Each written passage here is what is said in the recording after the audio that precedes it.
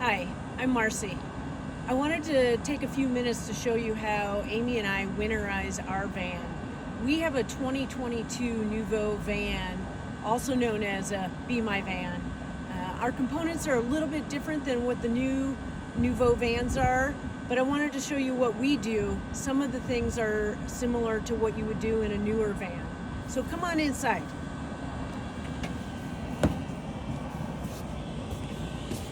Some of the things you need to remember to do is empty out all the water in your tank. So you need to empty all your fresh water and your gray water.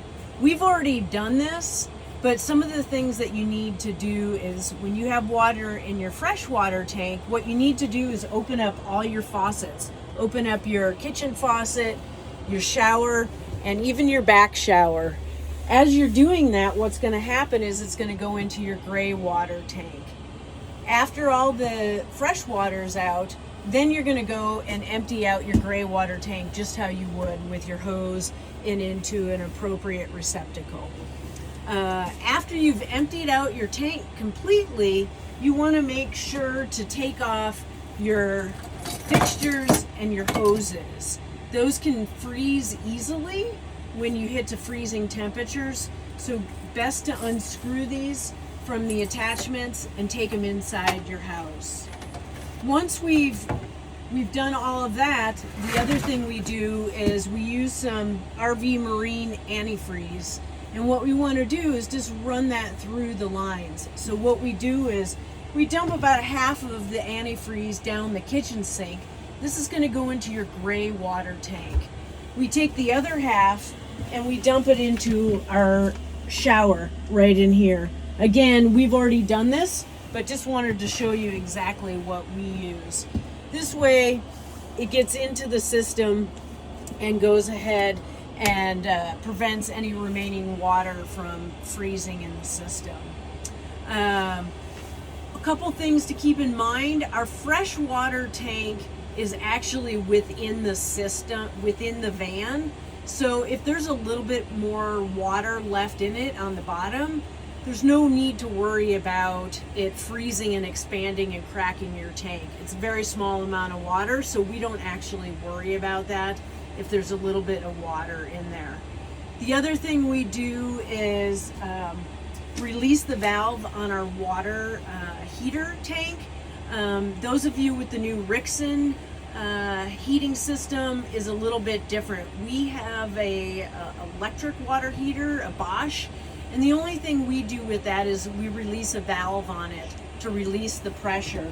Ours is under in our garage area. There's a little valve, and I'll show you that. The other thing we do is we a lot of times just throw some blankets in there just to keep it a little bit warmer, but we just release that pressure valve. The other thing we've done is we've just put a little bit of insulation around the different hoses within the water system. Some of the newer systems, newer vans come with that already in it, but it's just something that we've done. So once we've done that, there still is a little bit of water. I know some people will take a compressor and blow out the water.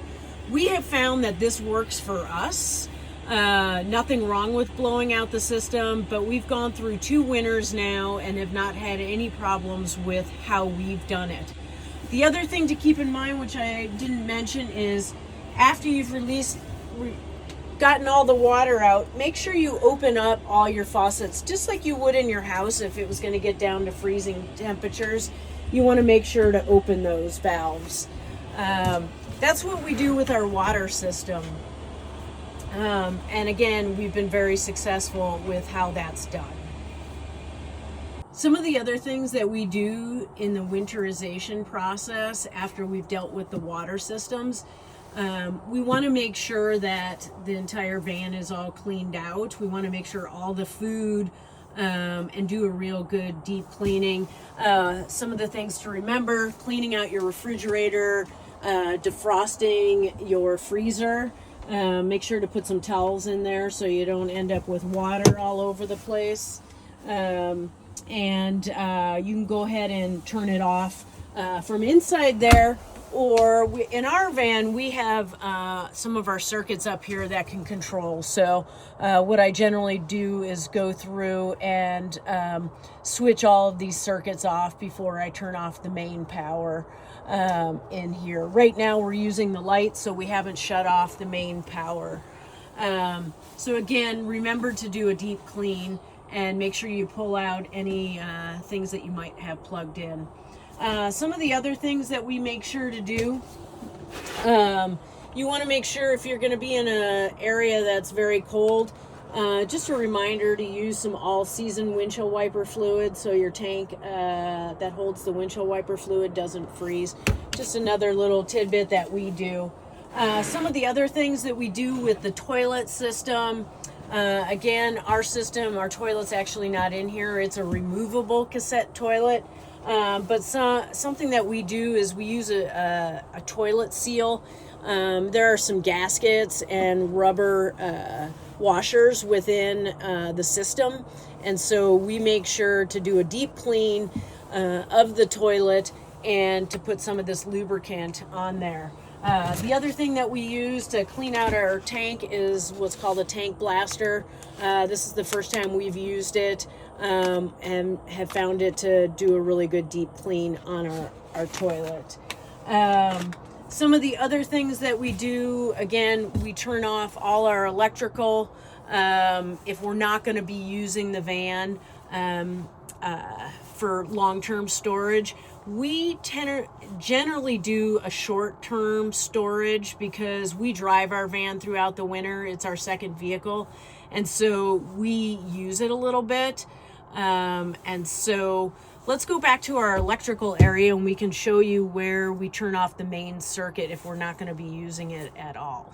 So we're in the back right now where our main power shutoff is. If we're going to not be using the van, any of the electrical inside van conversion components, we go ahead and shut off our main power switch. In ours, it's located back here in our electrical closet, and it's a red switch.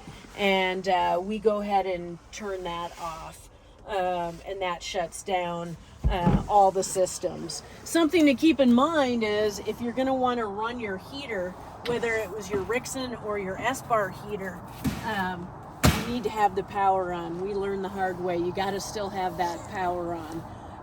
Another thing we do during the winter is we actually place 2 sandbags in the back of our van over the rear axle.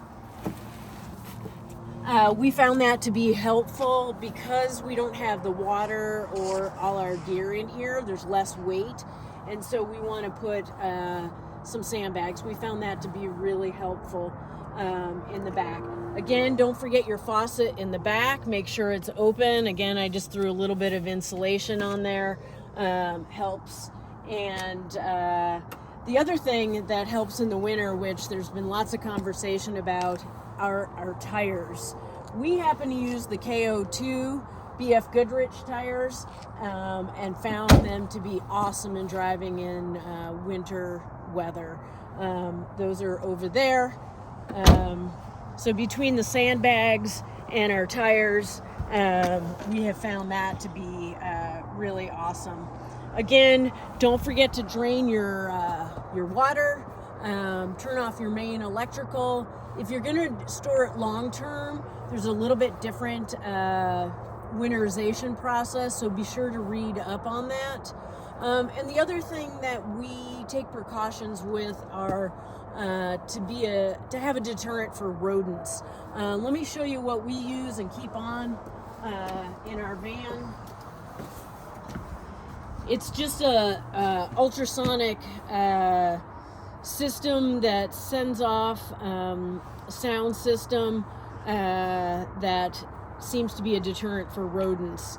You press the button and it lets out this really annoying sound. We have found it to be helpful and have not had any issues with rodents in our van.